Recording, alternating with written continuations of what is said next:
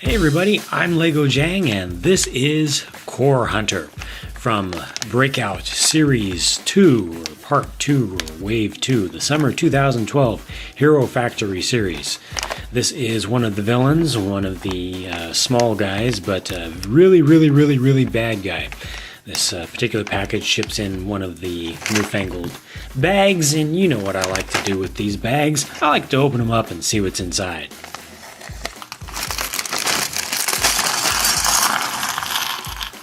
Alright, first off, the instructions go to page number 24. Not too bad for a bagged set. You can see here that there is a combination model that makes sort of a four-legged version of Core Hunter, like a Core Hunter Beast if you combine him with the new bulk.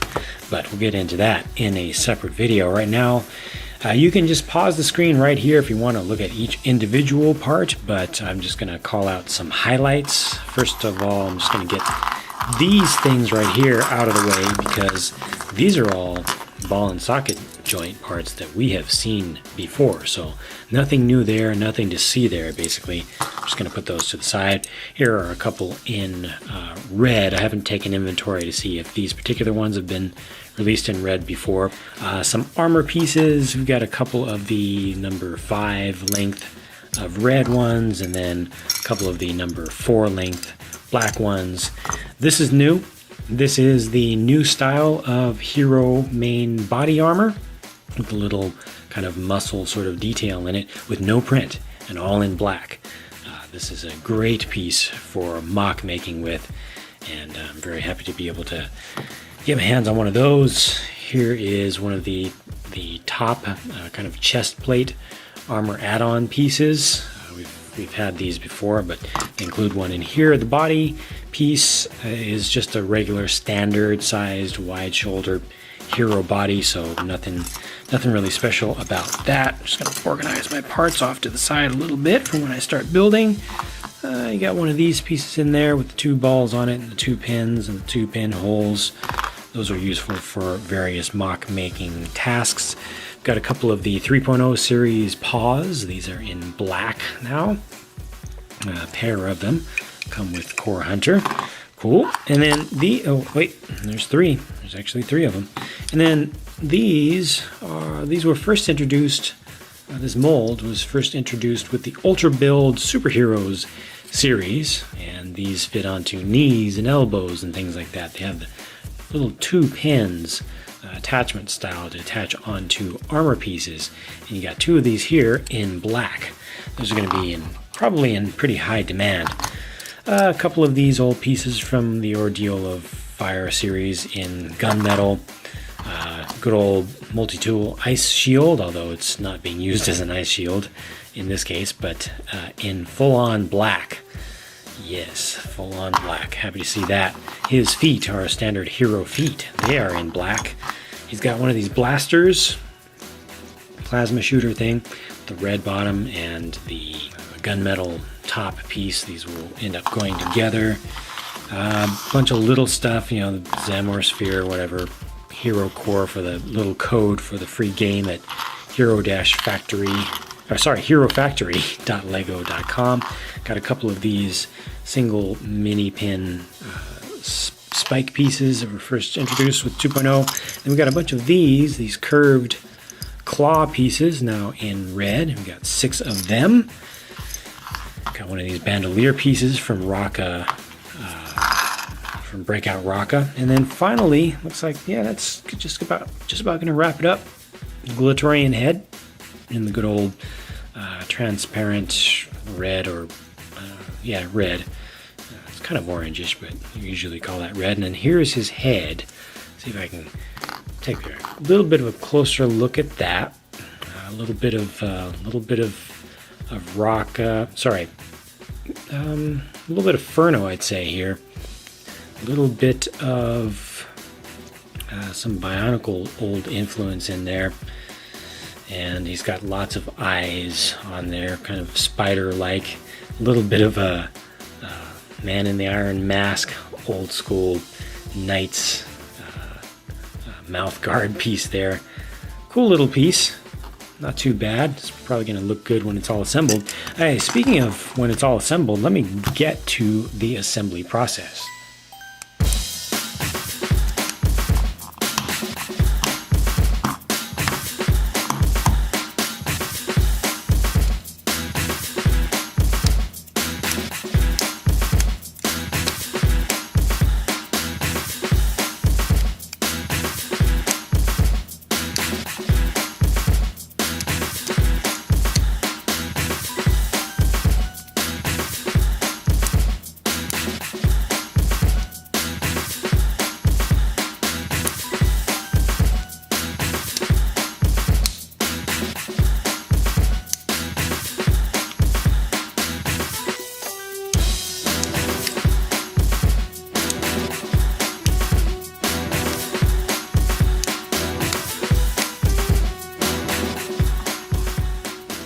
That there is Core Hunter, all completely built.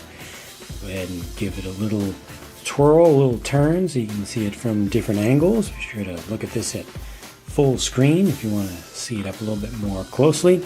As you can see, it's a very, very consistent color scheme all the way around. The red and the black, you just kind of can't go wrong with red and black, especially for an evil character. And they've done, I think, a splendid, phenomenal, perfect job of combining them, of which parts they made, which colors. If I was designing this set myself, I probably wouldn't do it differently with the colors. They've also done a great job of covering it up, covering up the character from most angles. I mean, he's got a lot of bulk to him.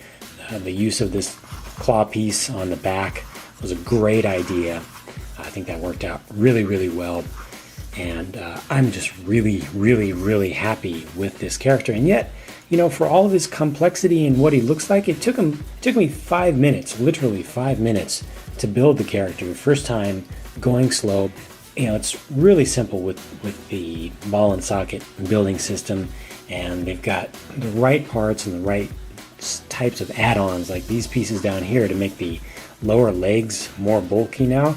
Those could easily be put up as knee pads instead to make it taller, but just everything just works together here. I'm really pleased with the way this character turned out.